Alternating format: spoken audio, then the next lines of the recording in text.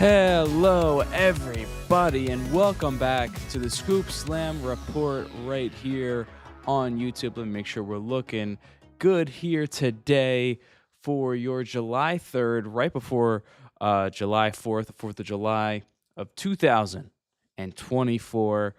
As we talk about today, some of the latest things in the world of professional wrestling and talk about Money in the Bank. That'll be coming up this Saturday, July 6th. It will be in Toronto, Canada. And I'm looking forward to Money in the Bank. We got a lot of big matches on this show. There's going to be a lot of big things that do happen and transpire on this show. When it comes to bloodline related, when it comes to who's going to be the women's and men's Mr. and Mrs. Money in the Bank. And when it comes to the World Heavyweight Championship match, the Intercontinental Championship match, we got some things to talk about, as well as some speculation and some things I pulled from online today. Obviously, you're seeing this on a Wednesday and not your typical Thursday. So I only did this because, everybody's kind of out and about on 4th of July since it is the holiday. So I figured to move this to today and talk to you all here on Wednesday instead.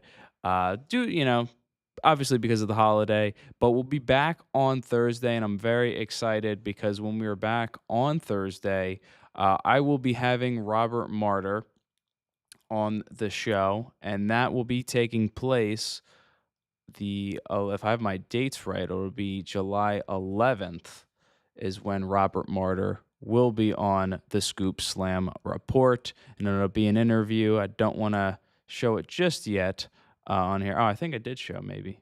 I don't know. My OBS always acts weird when we stream. So, but yeah, we will be having Robert Martyr on, longtime friend of mine, and he'll be talking live to all of us here. So if there are questions you do want to ask him, he'll be on and he'll be able to answer those. He's wrestled Minoru Suzuki, Jacob Fatu, Daniel Garcia, Davey Richards, a whole bunch of talent you've probably heard of before and have seen on television in the past couple of years. So he definitely is someone that is very experienced in the field of professional wrestling. So he's going to be on and we're going to have a great time. And I'm hoping to have some other interviews and some other guests on coming soon. I'm going to announce more stuff, as we get closer to some of those dates. But let's kick it off and let's talk about some WWE and AEW speculation for you today on the Scoop Slam Report. One of them I wanted to bring out because there's a lot of talk about the episode that Dark Side of the Ring did and The Rock. They joined together and they did a series called Who Killed WCW. Now, I have not watched any of the Who Killed WCW stuff. And it's not really for a particular reason why I haven't watched it. I know some people don't like what Dark Side of the Ring do. I think they're very talented people over there with the docs that they do make. But I know sometimes that people don't like them because they tend to leave stuff out from some of their episodes. But nonetheless, they teamed up with The Rock. They did this series, which has had the world talking about it and talking about WCW and who killed WCW again, which... that question I feel like is so broad, but that could be for a different episode. WWE filed a trademark today, and it was for WCW Super Brawl. So, well, I shouldn't say WCW Super Brawl, but it was just for Super Brawl. Now, obviously, that was a WCW pay-per-view from back in the day. A lot of people are wondering, well, will this mean that WWE adds Super Brawl back into their pay-per-view calendar? Which would be pretty cool, in all honesty. Now, I'm not sure the time of month that Super Brawl would go on in WCW's calendar, but WWE did bring back Starrcade a couple years ago for live events, I believe around like 2017, 2018. It wasn't really used in a big capacity, which I think is unfortunate because the concept of Starrcade was WCW's WrestleMania. It was their biggest show. And I don't know. I just feel like there was a missed opportunity to have Starrcade as a bigger event, maybe even during the summer or, in December. but I don't think at the time WWE wanted to really make WCW pay per views a staple. Now, WWE in years past have brought back war games. And Triple H, we've seen what he's done with Black and Gold NXT. He used war games, and that really elevated takeovers. The yearly war game stuff was really good. Now, you'll hear me talk about Money in the Bank before on previous things. I'm not a big fan sometimes of yearly things. I think the Royal Rumble is a great yearly event, the same with the Chamber. But I think sometimes you have to kind of take a break from some concepts and let them rest a little bit. So I don't know if they would, pull Super Bowl out for this year and then, kind of put it back in the old pay-per-view library after just using it for a one-time thing, or whether it was just to, maybe the trademark expired. I'm not really sure. But nonetheless, I think it would be cool if WWE did use some of the old WCW, pay-per-view names. I wish WWE would use Halloween Havoc for October. I don't know why that's never used. Halloween Havoc is such a cool name. Obviously, Starcade is another cool name, but Super Brawl would be a cool pay per view to have back in WWE. I wouldn't mind seeing Super Brawl come in at some point. They could really do some, things, maybe even, some of the old ECW pay-per-view names, like bring those back in, even for just special Monday Night Raws or SmackDowns. I think, those could be still really valuable to what WWE is doing right now. And there was reports that WWE want to bring back Bad Blood as a pay-per-view, which was a pay-per-view from 20 years ago. They only used it twice. So I mean, I think it's cool when they, dip back and go back into their library of things and pull some names back out. Um, it'll be cool to see whether or not anything happens with this.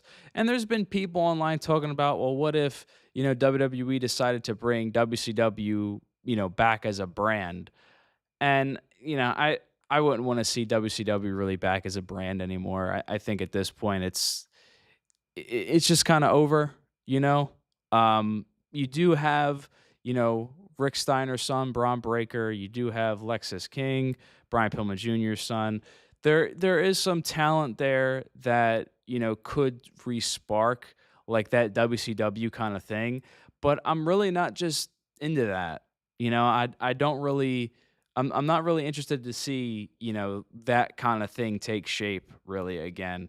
It would be a cool concept to see, but with WWE's roster, I think, it would take away from those guys being on, Raw or SmackDown or even NXT at that point.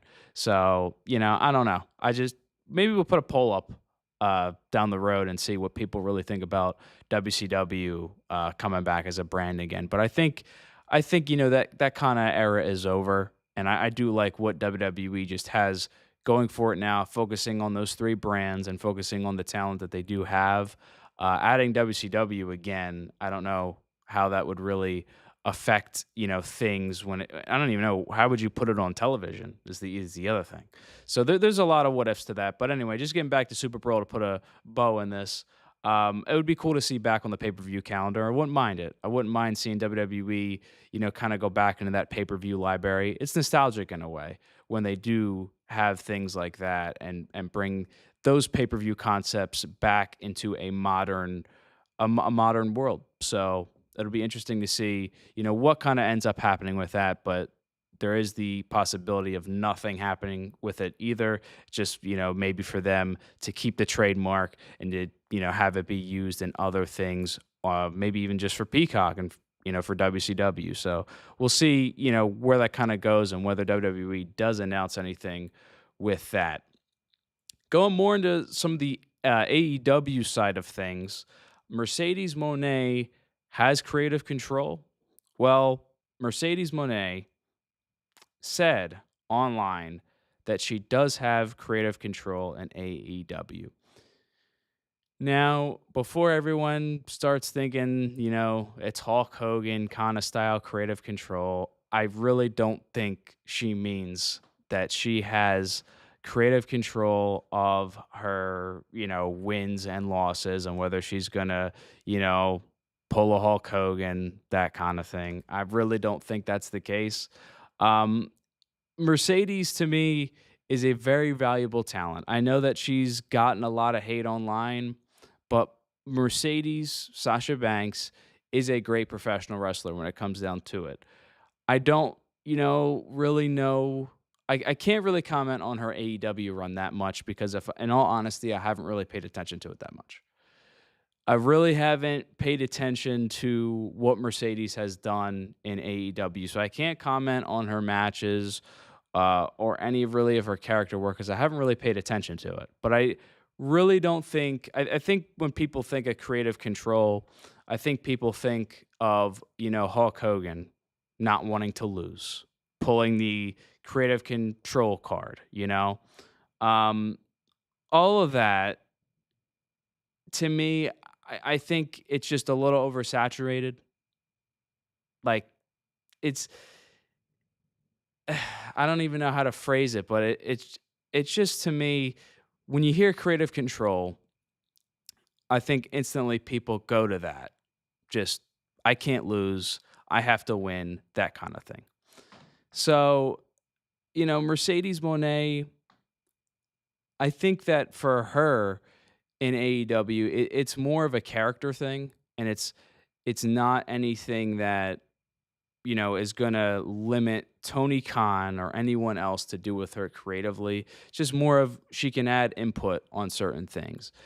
Again, I could totally be wrong, and this is just my opinion at the end of the day. And it is interesting that she did come out with this publicly. But again, I think people sometimes read into some of this stuff too much and they kind of go with the whole thing of, oh, well, she has creative control. She has control of her wins and losses and all that. And I really don't think that's true. I really don't think that's true. She's, as far as we know, she's not an EVP with the company. She doesn't really have that big of a stake in the company, but she is the highest paid uh, woman on that roster, I believe. That's what she keeps saying online. And if that is the case, I think, if she is in that case, the highest paid woman, she probably wanted some control of her character to a certain extent. But I don't think it's really going to be a situation where she's going to hold up AEW or it's going to be to AEW's disadvantage. So, yes, I guess Mercedes Monet does have creative control from what she said, but I think people sometimes take that too much out of context. Speaking of AEW, still talking about AEW, Ricochet being all elite. Ricochet's contract is expired. Big talking point. We have a wild card match for the Owen Hart tournament with Jeff Jarrett taking someone that is a mystery opponent. Could Ricochet be the one to be in that situation? Now, looks like Hangman Adam Page is going to be the one to be in that spot. However, for Ricochet's case, could AEW put him in as the wild card when no one is expecting it and have him go all the way into this Owen Hart tournament? Could be a cool way to have him come in to the company if that is the case. The other thing I'm thinking of, and we'll get to it when we talk about our Money in the Bank predictions for today with Ricochet, is we could very well see Ricochet re-sign with WWE and try to get revenge on Braun Breaker at some point. And maybe the silence that's being had here is to maybe, further speculate whether Ricochet stays in WWE or whether he goes to AEW. We don't really know unless he shows up on one of these promotions. We won't know until he shows up on one of these promotions because I don't really think he's going to announce it to the public because that kind of speculation, it creates interest on not only Ricochet's behalf, but the company's behalf, WWE or AEW, or even, an Impact or a New Japan, wherever he could show up if he doesn't re-sign with WWE, it could be very big. And it will be big news for whatever company does end up getting Ricochet. But again, there's not really a ton of news coming out of Ricochet other than the contract expiring, quote unquote. So, if it does happen, I could totally see him being in AEW because I think one of the matches that Tony Khan would want to book would be Will Ospreay versus Ricochet. It looks like they're building the Will Ospreay and MJF at All In, but I could totally see them switch things around and have it be Ricochet and Will Ospreay if they do have Ricochet under contract. So we'll have to see kind of what happens with that. I get a very interesting name here that you probably haven't heard in a long, long time. Chuck Palumbo. If you remember Chuck Palumbo, he teamed with Billy Gunn. Um, and he was with Rico, and team from kind of the Attitude Era slash Ruthless Aggression era. And you also had with Chuck Palumbo, he kind of had a biker gimmick in the later half of the Ruthless Aggression era.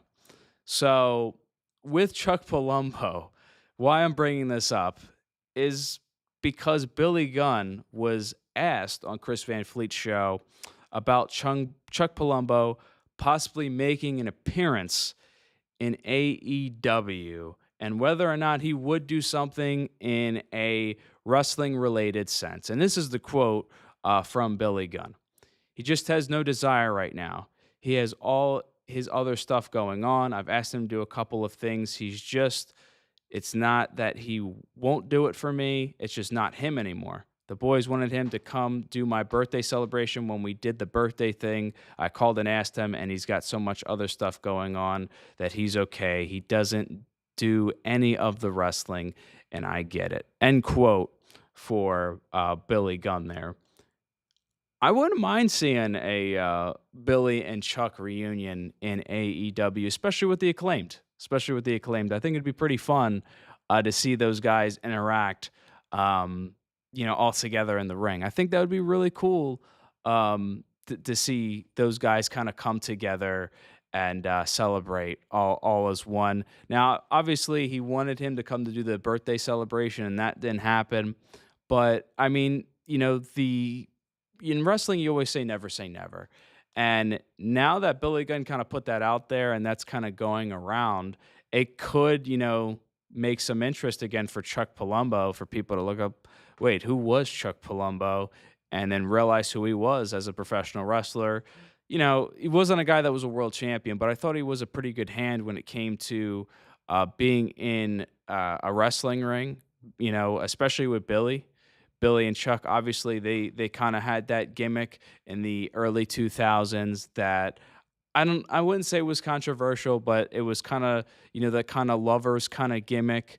Um, WWE in that era was they tried to be very edgy, and you know 20 years ago it was also a different time where I think now the way things are, it's more accepted for like two men to be together like that, whereas even just 20 years ago it wasn't really like that. So I think fans would kind of appreciate seeing Chuck and Billy being in a ring together. I don't know if he would do a match. I'm not sure if he's far away from wrestling. If that's the furthest thing away from him, then I, I guess it would kind of suck. It might be a missed opportunity, to do that. But you never know. You never say never in wrestling. I think it'd be kind of fun. I think it'd be kind of fun, especially I'm more of a fan of the Ruthless Aggression era stuff. Well, at least when I was a kid, that was my stuff. That was what I grew up on. So I do remember this stuff fondly, and I think it would be really interesting to see him come out with Billy Gunn, even if it is just for one more match, or they do some kind of four-way tag with the Acclaimed and Gunn and Palumbo, like teaming up against someone on a collision or something. I think it'd be kind of fun. I think that would be really fun. We got Poseidon Media in the chat, and thank you to everyone that's been in the chat as well, Mick and Jake and everyone else. Chuck Palumbo would be a return that no one thought we needed, but happy we got. 100% agree with that. I think it would be really fun to see Chuck Palumbo in a wrestling ring in 2024. It'd be one of those things that you just wouldn't think would be on your bingo card, but it would be on there, and could be checked off maybe one day. So that's something that maybe we could hopefully see one day. Shout out to Chuck Palumbo. Let's talk about confirmed things, but let's talk about more so stuff going on with Money in the Bank because we're going to be predicting it and what's kind of going on with WWE. Do want to talk about the Wide Six because there was more of a storyline development with that. And I don't have the direct quote in front of me, but if you do go back and you watch what Uncle Howdy, aka Bo Dallas, Taylor Rotunda, um, kind of said, it was another VHS tape, and the quote that really stuck out to me was he kind of was talking about Chad Gable in a way because it was talking about people that had betrayed their families. So in wrestling, we always want a who, what, where, why, and how, right? Why are they back in WWE? Why are they returning? What retribution are they going to have? What is up, Steven Chambers? How you doing, my guy? Um, Hope you're doing well as well. Um, you want the why, the who, the what, the where, all that stuff. And this is a really interesting angle to me now because yeah, VHS tapes are a little retro now. I should mention that. I don't know if people if they hear a VHS tape. I remember VHS tapes, but I don't know. Some people might just be like VHS tapes. What are you talking about? I remembered like elementary school, like it would still have the VHS tape thing where they'd have the big TV and they'd put the VHS tape in. We didn't have DVDs yet. So, but that was also like wasn't that long ago. So hopefully they upgrade their system, at some point. But anyway, I digress. Um, when it comes to, the Wyatt Six and these guys potentially targeting people that have betrayed their family, there's a lot of names that could be kind of thrown in there. Now, I've seen people talk about the bloodline. I don't know if the Wyatt Six would go into the bloodline kind of feud because we don't really know where the bloodline feud is going to go. We kind of know that eventually Roman Reigns will come back and The Rock, but if they're going to feud with Cody, Kevin Owens, and Randy Orton still, then I don't think they really need to interject themselves into the bloodline thing. Although if they did target the bloodline, it would make sense, especially, what Solo Sikoa, Jacob Fatu, the Tonga brothers, the whole bloodline did to Paul Heyman.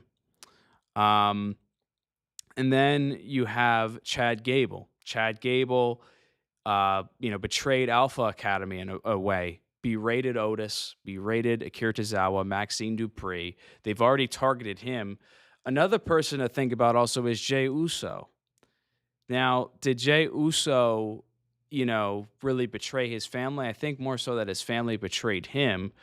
But again, we don't really know whether the Wyatt Six are going to be a heel or face group in WWE or whether they're going to be kind of a hybrid between face and heel, maybe more of a neutral, maybe more of a tweener kind of faction. They can go after whoever. I think one of the feuds you will see on Raw is them going after Dominic Mysterio. I think you easily could do the Wyatt Six versus the Judgment Day. Now, I'm not saying Bo Dallas is going to be world champion and beat Damian Priest. That's not what I'm saying at all. I think Gunther is going to have that right, to be the world champion. I think after SummerSlam, potentially, we see the Wyatt Six go after Judgment Day, and that's what causes more of a friction between the Judgment Day. And maybe out of it, we get Damian Priest, to be a baby face. I don't know. Maybe Finn Balor becomes a face out of it. It looks to be more right now that Damian Priest is going to be coming out a face in this storyline that they're telling with the Judgment Day rather than Finn Balor. But again, who knows where WWE take their, direction. I don't expect Rhea Ripley when she comes back to be in the Judgment Day either any longer or she won't be in the group for very long. So you're going to have some different things that are going to kind of come apart this year. And one of those is going to be the Bloodline and the other is going to be the Judgment Day. And I think in a way, the Wyatt Six storyline, the fact that they're not supernatural is a big plus to me. It's a very big plus. It's more of a horror driven thing where they are very creepy and they're very destructive. And I like that because it doesn't have to, it doesn't need to be overly done. And I like that so much about this already. And if they're just going to simply target Gable right now, who's to say they don't go after Dom? They don't go after Solo. They don't go after, Jay Uso. I'm sure there's other people I might be leaving out too. I don't know how far they would go, whether they go to NXT, but again, there's a lot of different scenarios they could go down, but I think you keep them on Raw, and I think you have them divide the Judgment Day even more. Um, I speculated last show that maybe you do Uncle Howdy versus Seth Rollins, but if they're going after people that necessarily have betrayed their families, then I think the Seth thing kind of gets put on hold. But I'm not sure also what you do with Seth Rollins. So let's read some of the comments here from some of you guys. Josh Bailey, Beside Media. I think it'd be cool to see Jason Jordan confronting Gable in all of this, especially with the rumors that Brutus Julia is being renamed American Alpha. Very interesting. Jason Jordan, I believe, is still an agent with WWE, so they could totally pull this off. And I would even like to see if Jordan tries to snap Gable out of it and, realize the wrongdoings that Gable has done. Could happen as well. So it'd be very interesting to see Jason Jordan get involved with this. Priest versus Finn, Seth versus Gunther, SummerSlam. Could very well be true. Could be very well be true. Dom on a pole match, Rhea versus Liv. Oh man, the custody of Dominic Mysterio all over again. 20 years, just brought back again. Nobody would have predicted that either. And yeah, he is still a producer. So you never know. You never say never with wrestling, man. Jason Jordan, unfortunately, he had that injury and then never was on TV again with the neck issue. But you know, you never say never. And if he's not going to be in an active wrestling role, you could certainly use him in this role because he was a guy that was really close to Gable. American Alpha, man, what a tag team. I know I'm getting away from the predictions here, but American Alpha and NXT Black Gold had some of the best tag teams ever. I know it might be a hot take, but you had American Alpha, DIY, The Revival, that tag team division, man, it flourished in NXT. It really did. Fresh Take is in here. Jakey Bakey. Smash the likes. Let's get these algos rolling. What's shaking, Anthony? Not much, man. Thank you. Thank you for being here, man. What was I going to say? My thing just froze on me. Oh, there we go. We're good. Okay. I get worried sometimes when my equipment doesn't work the best, but we're good. We're still smooth sailing. So let's get into Money in the Bank predictions now. Obviously, the title of this video, Money in the Bank on Saturday. Very excited to see this pay-per-view, see how it plays out. Let's talk about it one by one. We're going to break it down here. And we're going to start out with the Intercontinental Championship match, Sami Zayn and Braun Breaker for the Intercontinental title. Now, there is a lot of things that could happen with this match. I was in Tantalizing Tony's chat last night when he was talking about it, and I commented, if you saw it, you probably saw that I said, I think it's more of a 50-50 kind of thing. And it is 50-50 to me because I could easily see WWE wanting to pull the trigger and putting the title on Braun Breaker. There's, been so many reports about, Braun Breaker being just really well liked backstage and really well liked in front of the camera for the work he's done. I think even Hulk Hogan endorsed him more recently. There's just been a lot of people saying how great he is, and Braun Breaker is very good. Is it too soon for Braun Breaker to walk out the Intercontinental Champion? I think it may be.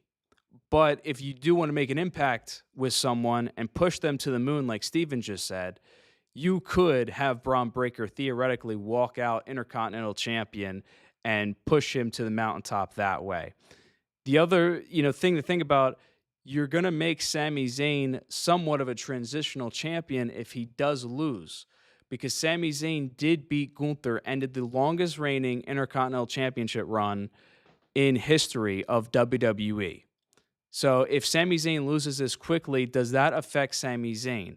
Now, I know some people may want Sami Zayn to go back in the World Championship picture, but if Gunther moves up to the World Championship and beats Damian Priest, I don't really think Sami Zayn will be beating Gunther for the world title, especially after he beat uh, Gunther at WrestleMania XL, WrestleMania 40. So my prediction for this match is going to be Sami Zayn. And I'm going to make the prediction that Ricochet cost Braun Breaker the match. Now, I know there could be a high probability that Ricochet goes to AEW. And if that does happen, God bless him, you know, full support all the way. But I have just a feeling that Ricochet is going to screw over Braun Breaker the way that they did that angle of him being stretchered out and now not mentioning him. I think he is going to come back stronger than ever. And maybe he will, have this feud with Braun and really be elevated to be in that more main event spot to where then he could face Gunther for the World Heavyweight Championship, to where he could be a bigger star and maybe even go to SmackDown, wrestle Cody Rhodes, wrestle some other people. My money's on my money is on Sami Zayn. I almost said Ricochet. My money's on Sami Zayn with interference from Ricochet. I think it's too soon to put the championship on Braun Breaker. Stephen Chambers with a good point here. Jake's also going with Braun Breaker for this match. Braun could get himself disqualified, which could happen. He could get too angry. But I do want to point out something. There hasn't been too many countouts or DQs on WWE pay-per-views, which I like. And I'd rather have definitive winners, even if there is interference, than countouts and DQs. Because countouts and DQs can work, but I think in this instance, a big part of me does not want to see Braun Breaker become Goldberg. And obviously Braun Breaker is a great wrestler. And I think he is I think he is more talented than Bill Goldberg. But if you do the whole streak thing with Braun Breaker where he hasn't been pinned, hasn't been defeated, whether they don't mention it or not, I just don't want to see him kind of end up in that bubble. So to me, I think Sami Zayn pins Braun Breaker with the haluva kick after Ricochet does something. That's my prediction here because it still would keep Braun Breaker strong. Again, you could be right. Braun Breaker gets himself disqualified.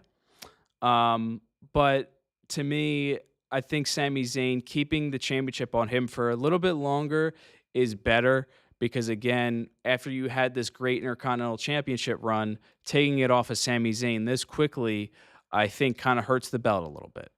That's my opinion. But again, Braun Breaker could walk into Money in the Bank, walk out not Money in the Bank. He could walk in Money in the Bank and walk out Intercontinental Champion at the end of the day.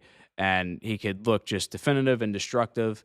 And, I'm not going to have too much of a problem with it, but I think WWE are going to go into this and, kind of think about what they want to do with Braun Breaker.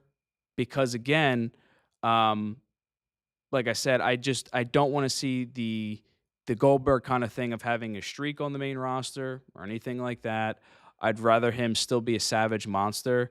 But, he can still lose, and this one would be being cost. And it'd be another thing for Braun Breaker to kind of have a grudge about, to kind of have that gripe with Adam Pearce that he keeps getting screwed out of these opportunities where he's ready to kind of beat someone. So Ludwig Kaiser, remember, broke his ribs thanks to Braun. Yeah, that's another thing. I don't know if Ludwig would interfere, but there's a lot of people that would have a problem with Braun Breaker. Jake with a question: how would they have Ricochet cost Braun? Ricochet is not under contract with WWE. Well, here's the thing, Jake. What if we what if we, see Ricochet resign and it's not announced?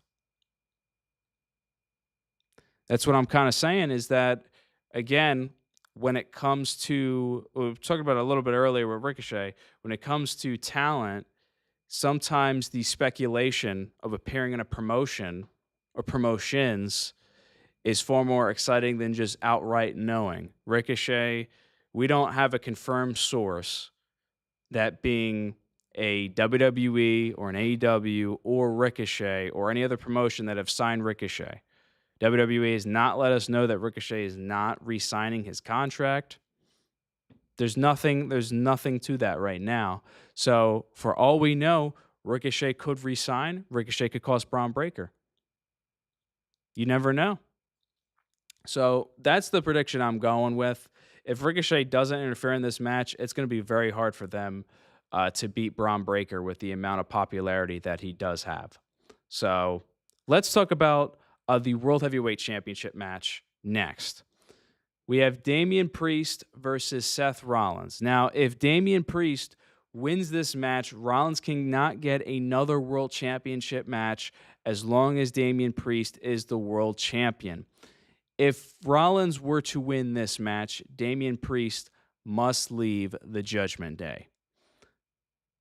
This one, I'm still going to go with Damian Priest retaining the World Championship. I don't think that there's going to be a cash in here. I don't know whether this main event's the show or not, which, depending on the match card, the flow of matches, these matches could be affected, by wins and losses here. But I don't think we see a cash in actually on the show.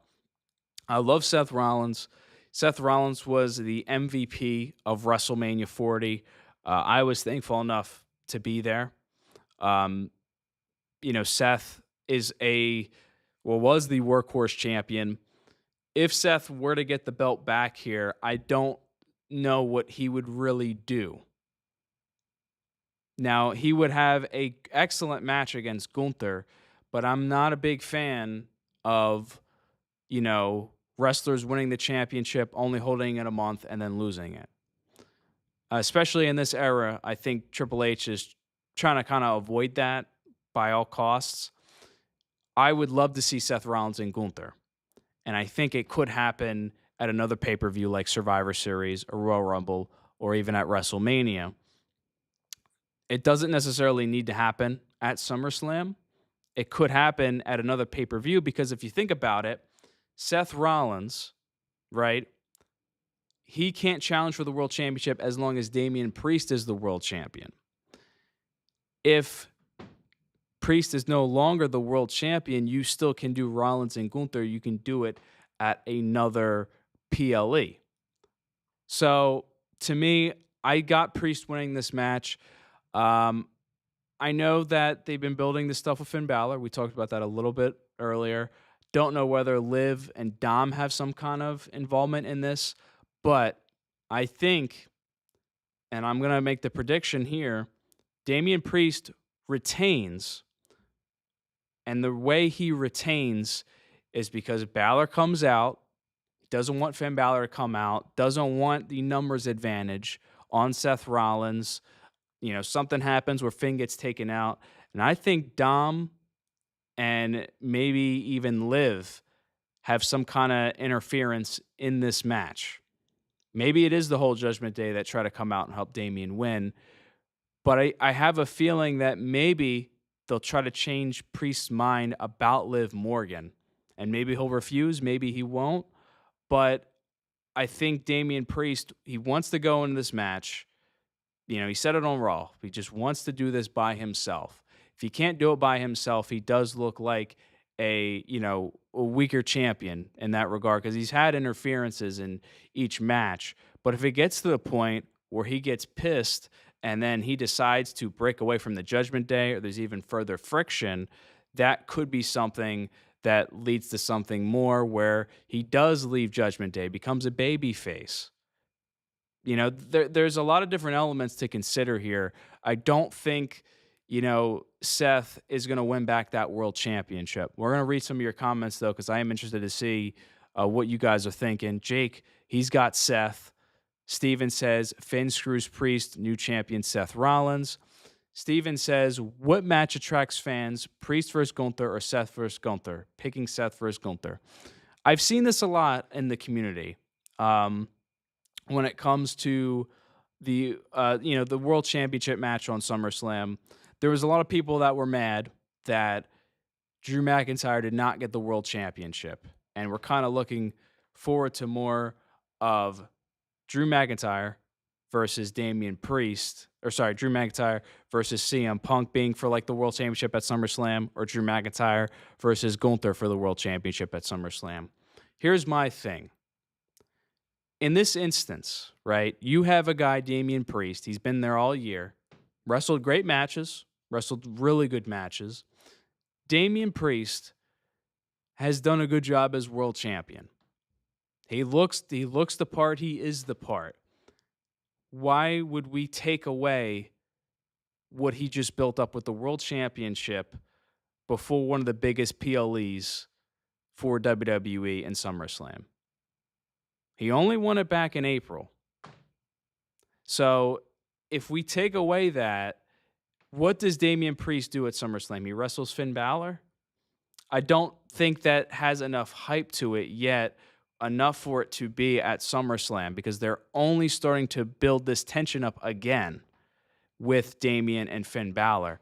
Now, I get what you're saying with the World Championship match. Gunther and Seth Rollins is more of an attraction. But the World Championship being on Gunther and Damian Priest would elevate both talents because it is the World Championship match. That's why Drew and Punk does not have the world title on the line, is simply because they don't need the World Championship. Now, again, Damian and Gunther, it may not be the most ideal match, but if you do think about it, they've both been on Raw. They've barely been able to wrestle each other because at the time, Gunther was the Intercontinental Champion, Priest was Tag Team Champion, dealing with all the Judgment Day stuff. So these are guys that have wrestled all year that are going to be in your World Championship match. Seth could totally do something else at SummerSlam. I'm sure there's going to be something lined up for him, if not already, that he can do at SummerSlam. I don't think it's plausible to have Rollins win the championship only to wrestle Gunther at SummerSlam and then beat Gunther or lose to Gunther. I'm not a big fan of those World Championship switches. Again, I could totally be wrong on this one, but I also think Damian Priest and Gunther could deliver a good match, and you can save Gunther and Seth Rollins for a WrestleMania or a Survivor Series or Royal Rumble. You know, WWE have the liberty of doing that. So, again, I'm sticking with Priest and Gunther here. They're gonna have their match at SummerSlam because Damian Priest is going to retain at Money in the Bank against Seth Rollins, probably due to shenanigans at the end of the day. Because again, we have all the Judgment Day stuff. We're building to that. I think there's going to be, more resentment built up, but it still needs to keep going. I don't think the turn happens at Money in the Bank in Toronto. Let's talk about the women's Money in the Bank ladder match. We have all the let's ask Jake actually here. If you have Seth lose at Money in the Bank, who do you have him wrestle at SummerSlam? So if he were to lose at Money in the Bank, I brought it up last week. Uncle Howdy could be a good candidate, could be a good first match for Uncle Howdy to get over. If Braun Breaker is going to be your Intercontinental Champion, you could totally have Seth Rollins versus Braun Breaker at SummerSlam. You could also do, have Seth do an open challenge at SummerSlam. Have him want to prove himself, work his way back up on Monday Night Raw. He can't be the world champion, but he can certainly be the workhorse of Monday Night Raw. Could do Seth Rollins versus Dragunov at SummerSlam. There's other ways, you can go about, things. I don't think just Seth has to be that world champion. Anthony hates these two triple threat. Hates these two words, triple threat. See, I'm not against triple threat matches, but the reason why a triple threat wouldn't work in this scenario unless they do change it was they said Gunther was promised a one-on-one world championship match at SummerSlam. They could totally pull, just it out of air and be like, oh, well, because of the shenanigans, we're going to do a triple threat match for the world title. Could happen. Could happen. But if I'm going off of what, WWE did with the King of the Ring, I think that you have Gunther have a one-on-one match. Because, again, we're rebuilding the King of the Ring. If you win the King of the Ring, you go through a whole tournament, and then you have a triple threat match, I think that would kind of be ridiculous. I think, maybe some people online are forgetting about the King of the Ring, but if you are going to rebuild the King of the Ring concept, I don't think Gunther should have a triple threat. If Gunther just won a number one contendership match and then they wanted to turn into a triple threat or whatever, that would have been one thing. But it's kind of the same with the Royal Rumble, right? If you win the Royal Rumble, you're guaranteed a match with the champion. There's been triple threats, but it's been more of like a deep-rooted storyline with those, where Edge, Daniel Bryan, and Roman Reigns was the reason for that. But that was also because Bryan was chasing Reigns with the title. So there's exceptions, but again, I'm just going off of what I know and what I feel WWE will push towards. But again, I could be totally wrong, and Seth walks out world champion. Steven Chambers is picking Tiffany Stratton for Money in the Bank, for the women's Money in the Bank. We got Io Sky, Chelsea Green, Lyra Valkyria, Tiffany Stratton, like he said, Naomi, and Zoe Stark. ABJ's in the chat. What's up, ABJ? If this is your first time looking at setup, yeah, it's clean, man. It's clean. We're still at Newman University doing the thing, but made the set for the Scoop Slam report. So I appreciate you being here, and everybody go check out ABJ. ABJ will be a guest on the show soon. I'll have further details on that in the coming months. Like I said, we are going to have content creators, guests on. He's going to be one of them down the road, and I will have further announcements on that, just like Robert Martyr. But he's a good dude, man. Check out his podcast. He does great stuff for the independent scene. Easy for me to say. Independent scene. He is one of the goats when it comes to doing independent scene work for a lot of these indie guys that want to make a name for themselves in the business. When it comes to the women's Money in the Bank, I got to be honest with you guys, is the first time I'm looking at all the competitors in the women's Money in the Bank. And when we get to the men's Money in the Bank, it's kind of going to be the same thing. I'm not really sure, who you go with here. Io Sky could, pull a CM Punk and win both back-to-back Money in the Banks. I think Chelsea Green would be great to have with the women's Money in the Bank. Naomi, you brought her back. Could have her win Money in the Bank. I think, everyone's main pick might be Tiffany Stratton to win Money in the Bank, which would be interesting. But then again, you also have Lyra Valkyria, who WWE have been slowly, building up here and trying to make a name for herself.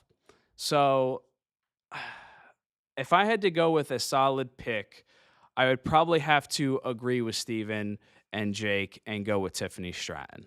About to go live here in a few minutes. Want to stop by and show love? Yeah, of course, man. Of course, man. If I remember when I get out of here, I'll make sure to go check that out. Maybe I'll put a link in here before I leave too, so peeps can hop over there and show some love to you as well, man. But nonetheless, I would probably have to go with Jake and go with Steven with their take here with Tiffany Stratton getting women's Money in the Bank. But there could be a good case for everyone in this match. It's kind of the same with the men's side of things. You could really make a case for everyone here to walk out and be women's Money in the Bank, because these are all people, in my opinion, that have been on WWE. They've been on the road consistently on WWE television, wrestling, doing house shows. I think any one of them really could deserve a crack at being women's Money in the Bank, but WWE have been pushing Tiffany Stratton. They have been, uh, WWE, Triple H, they've done a great job with Io Sky as well. Io Shirai, done excellent. Chelsea Green has done some of the best character work for the women's division. Lyra Valkyrie's on her way up. So really, it's hard to pick, but if I had to pick one woman to win this match, it's going to be Tiffany Stratton, and I'm going to hold to that. Because it is very predictable, they may end up going with someone else, but I'm going to go Tiffy time. Wish she had her old theme song. I do not like her new theme song, but Tiffany Stratton, I think, walks out your women's Money in the Bank. Now we move to the Bloodline angle, and then we'll go to the men's Money in the Bank before we get out of here for tonight. Cody Rhodes, Kevin Owens, Randy Orton against the Bloodline. This 3-on-3 match could go, a lot of different ways. A lot of people think that The Rock will be ready for SummerSlam to wrestle Cody Rhodes. I don't know if that's really the case. Really don't know whether that's the case or not. It's going to be something that we're just going to have to wait and see, because I'm sure it's going to be a surprise. It's going to be a surprise to a lot of people if that does end up happening. If WWE decide to do Cody Rhodes versus Solo Sikoa at SummerSlam, I think you have Solo Sikoa pin Cody Rhodes in this match. Now, does it hurt Cody Rhodes? I don't think so. Cody has won every single match he has had since WrestleMania. He beat the biggest guy in the company, Roman Reigns, at WrestleMania. He hasn't taken a loss yet. It's a six-man tag. You totally can have Solo make a statement, pin Cody Rhodes. Because a big complaint from people about Solo has been he hasn't won a lot of matches. He said winning matters, but he hasn't won a ton of matches. And I think potentially WWE build up, Solo by having Cody get pinned by Solo. SummerSlam, you see Solo Sikoa challenge for that WWE Championship, and maybe we see Roman Reigns, come back at SummerSlam. I really don't know. It could be one of those matches where it goes either way, right? You could have Cody, Owens, and Orton win, but again, I do think WWE want to continue to build up the Bloodline. We don't know which three of the Bloodline will be wrestling either. Because if it's, Solo in there with Fatu, I'm going to be excited to see what Fatu does. Even if it is just a tag match, Fatu is going to show that he belongs in that ring. Fatu is an extraordinary professional wrestler. But as far as Solo goes, I think they make a statement here and they have Solo pin Cody. I'm going to go with the new Bloodline led by Solo Sikoa to get the victory and beat Team Rhodes. Jake, the aerial assassin, is picking Cody, Randy Orton, Kevin Owens, and I think we see Jimmy Uso come back and play a distraction, the Bloodline losing. That was something I talked about on last week's Scoop Slam report. Do they make this match a 4-on-4 and add Jimmy Uso to the match, or could we see him just return at SummerSlam? I believe the reel just got posted today of that, whether Jimmy Uso is medically cleared yet or not, because apparently he was suffering from a legit injury. That's why he was written off. Nevertheless, I could totally see Jimmy Uso come back and play a distraction here. That would be really cool to see, but I think, maybe WWE want to continue with the Bloodline still being dominant, still having the numbers game or the odds in their favor kind of deal. But it will be interesting to see when Jimmy Uso comes back, because not a lot of people have been talking about it. But, you could see Jimmy come back at Money in the Bank and make an assist or team up with Team Rhodes. Nick Aldis appoint them in there and point Jimmy to be on their team for Money in the Bank. But I still think at the end of the day, the Bloodline do get the W, keep them strong, make Fatu look strong, and Solo Sikoa look strong, make him look like a tribal chief, and have him pin Cody Rhodes. And that's how we build the Cody and Solo at SummerSlam for the WWE Championship. Just a random thought here. Imagine if Cody and Solo do happen at SummerSlam for the title, and we get The Rock as the special guest referee. Could be interesting. Could be interesting. Just throwing it out there, but you never know. Could end up being The Rock and Cody Rhodes still. Who knows? Um, I don't think The Rock will show up in Toronto though, but again, you never say never. So we'll have to see when it comes to Sunday. There's a lot of elements. There's a lot of moving parts with the bloodline stuff. By the way, I haven't really talked about it too much, but Paul Heyman taking that bump, man. Paul Heyman, I gotta give Paul Heyman his flowers. He took a beating, and he is not a wrestler. He's a manager. He took a beating from the bloodline. Shout out to Paul Heyman, man. One of the greatest minds in the business. Well, kind of keeping with the whole bloodline thing a little bit, somewhat still tied to it. We got the men's Money in the Bank ladder match. Jey Uso will be in it. He's, the main cover of Money in the Bank. We got Jey Uso, Carmelo Hayes, Andrade, Chad Gable, L.A. Knight, yeah, and Drew McIntyre. For your men's Money in the Bank ladder match, it's the same with the women's Money in the Bank match. You have so many moving parts here. Jey Uso could be someone that wins Money in the Bank. Drew McIntyre could be somebody that wins Money in the Bank. L.A. Knight could be someone that ends up winning Money in the Bank. You got Gable, who could win Money in the Bank and cash in on Sami Zayn. Carmelo Hayes, which that would boost him greatly. And the same with Andrade. Having the Money in the Bank under his belt would be a pretty big accomplishment and a big step moving forward to helping him, become a bigger star in the WWE. Here's my take on things, and everyone, you can put your predictions in the chat right now. Jey Uso, I don't think wins Money in the Bank. I think, you only have a couple options with Uso winning Money in the Bank, and that's, you could cash in on Priest or Gunther, or you could cash in on the World Heavyweight or the WWE champion, Cody Rhodes. I don't really like that angle, and I don't think Jey Uso ends up with the Money in the Bank contract. When it comes to Drew McIntyre, I think CM Punk cost Drew McIntyre the Money in the Bank contract. I don't think Drew McIntyre ends up walking out with the Money in the Bank. I think they continue their petty feud that they have going on, where they just continue to beat the hell out of each other. I've been enjoying it thus far, and I'm excited for their match for SummerSlam. It's only going to keep building more turmoil between Punk and Drew McIntyre, which I'm loving. It's my feud of the year, and they haven't even wrestled yet. So LA Knight, could get cost the Money in the Bank contract by Logan Paul. That could totally happen in this match.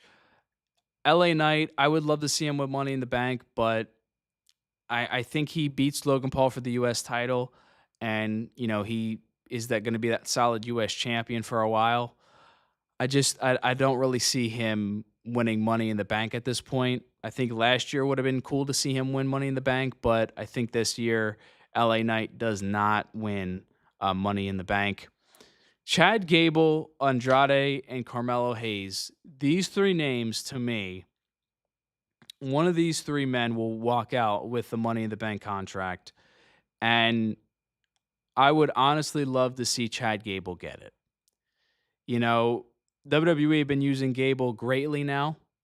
They've really been, putting on great segments with Gable. Easier for me to say. Great segments with Gable. They've been able to put on, all this stuff with the Wyatt Six and Alpha Academy, him coming out and confronting Jey Uso in the beginning of Monday Night Raw.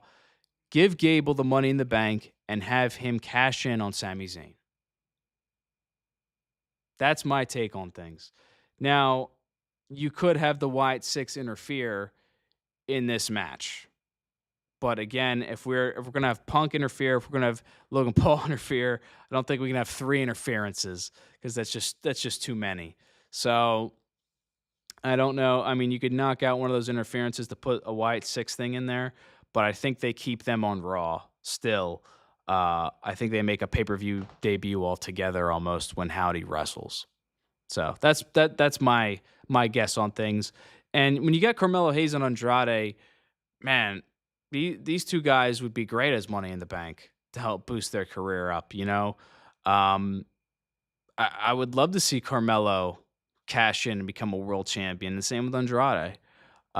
It would really be interesting to see those guys get that extra step in WWE, make the climb, and do something big. And that would be something big. Winning Money in the Bank is something very big in WWE. Um, Jake, the aerial assassin, says Logan Paul screws over LA Knight, the Wyatt Six screw over Gable, Jey Uso could be a possibility, Melo a possibility, Andrade could be a possibility. So he thinks that Logan Paul screws over LA Knight and the Wyatt Six screw over Gable. And the other thing, I guess you can consider McIntyre winning Money in the Bank and then him cashing in and Punk costing him. But that also to me kind of feels like a waste of the Money in the Bank. That's that's my 2 cents on things. I think you waste the Money in the Bank a little bit if you do something like that. Now, again, he could just hold on to the contract, um, you know, to keep it for when he wants to cash in. But he said that he would cash in the Money in the Bank on Priest and Rollins' match and win the world title. So if that were to happen, I think Punk would cost him again. Um, but I think it would be cool if he did cost him during the match. Again, it's pro wrestling. Everything, everything could go so many different ways. I'm gonna go with Gable on this one. My prediction is gonna be Chad Gable to be Mr. Money in the Bank. The work he's done, give Chad Gable the Money in the Bank. Have him be Intercontinental Champion. Um, have him, cash in on Zayn and Braun Breaker. I think it would be good, and you can still have him have the Money in the Bank and still get haunted by the Wyatt Six, and maybe even have him wrestle Uncle Howdy at Money in the Bank. So you can do a lot. You can do a lot. There's a lot. I could talk about this, for another hour or two with the possibilities here of the Money in the Bank contract. I think Punk screwing Drew out of the World Championship would make more sense because he screwed Drew at WrestleMania 40, and he screwed him at Clash at the Castle. Mick says he sees me winning Money in the Bank. I'm not in the match. I don't want to be in a ladder match. I think one bump off the ladder for me, that would be it. That would be the end of my career doing wrestling and this podcast. Getting back to your comment. Yeah, I mean, he has screwed him in the world championship matches, but I don't know. I just have a feeling that, I could see him doing something where Drew's about to grab the contract and he starts pulling the CM Punk starts pulling the what am I thinking? Not I don't want to call it the cable. He starts pulling the cable that the Money in the Bank contract is on up, like with the machine, to cost Drew the match, and then these two like brawl on the stage, something like that. Like I could totally see, something like that happening. If McIntyre were to cash in and Punk cost him that, I mean, it would be cool and it'd be a level of pettiness, but I almost think that's just a waste of the Money in the Bank contract. And Damian Priest's contract, him cashing in for the Money in the Bank contract, rather, I should say, I love that moment. If you watched this show before, on my earlier shows in past years when Austin Theory failed his cash in, I just thought they should get rid of the Money in the Bank. Thought concept's dead. It's just over because most of the Money in the Bank cash-ins either happen on the same night, or they end up with failure, or they just don't end up, doing what is expected out of a cash-in. At least the aftermath of it, keeping the popularity. So, Priest really restored that faith in me, but I do think WWE should have the Money in the Bank maybe be an every other, year kind of event, or WWE decide to bring back Money in the Bank at WrestleMania. I mean, that's what I would do with it. I know that it's been a staple on the PLEs, but I think, like we talked about earlier with WCW PLEs, I mean, they could totally, have a Starcade be in the middle of the summer, and instead of Money in the Bank, and have Money in the Bank be at WrestleMania. That's kind of where my mind goes. But again, I think WWE are going to continue with it, just like the Royal Rumble. They're going to continue to have Money in the Bank be a yearly thing since they've already had it for so long. Um, but I don't really. I want, and the point of why I'm saying this is, I want the Money in the Bank contract to have meaning. When Edge cashed in the Money in the Bank contract, it made the contract. Even when RVD cashed in the Money in the Bank contract, it had meaning with the whole ECW thing. They've used the contract to elevate talent, like they did that also with CM Punk. They've done it with Alberto Del Rio. They did it with Seth Rollins. Seth Rollins is a great example of a great Money in the Bank holder. I think you elevate someone here like a Carmelo Hayes, or a Chad Gable to show, more what they could do. I think it's better to have them hold the contract a little bit, than just the same night, because I think we've seen the same night cash ins a little too much. But again, when you look at this field of competitors, there's a lot of people that could end up winning Money in the Bank, and it's going to be a great Money in the Bank pay per view. I feel like I think this PLE is going to do great. It might be better than Clash at the Castle. I love the lineup of this so far. I don't know if they add another match to the show or not. I know SmackDown, we got a tag team title match with DIY and Austin Theory and Grayson Waller. Hope DIY win those belts for Gargano and Ciampa's sake, because those guys have been killing it, and they've really started to get over with the crowd. They deserve it. But I'm excited for what WWE do with the Money in the Bank pay-per-view. It's going to be a great time, to just be a wrestling fan and enjoy, just what wrestling has to offer. I know things outside of wrestling, just this whole year has been crazy with things. So I'm just glad that we'll have some great professional wrestling to look forward to this weekend with the Money in the Bank PLE. We had some with Forbidden Door. I didn't get to catch too much of Forbidden Door last weekend, but I'm sure WWE are going to have a great pay-per-view. And I'm sure there'll be predictable stuff, but there'll also be a lot of unpredictable stuff that happened with Money in the Bank. We're on the road to SummerSlam. SummerSlam's coming up, and we're already through June already, which is crazy as it seemed when we started the podcast, the Scoop Slam Report. And I want to thank everyone for checking out the show today. Now, I do want to pull up here. Let me see if I could pull up another screen capture, what I can do here, so I can show you guys where to find. Of course, we're doing that. Do application. Don't want it to be the App Store. There we go. Google Chrome. All right. So if I go into here, you'll be able to see we got the interview ready to go. Oh, that's just way too huge. Sorry, guys. Doing it live. Robert Martyr will be on the show. He's wrestled Minoru Suzuki.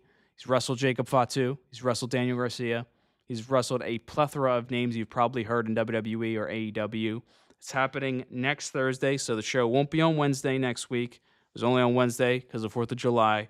So you can check it out next Thursday. It'll be live. Robert Marr will be with me live here. We're going to try out doing 2 people live. It might be crazy. It might be a lot of tech issues. We'll figure it out. We'll have a great time with the Scoop Slam Report.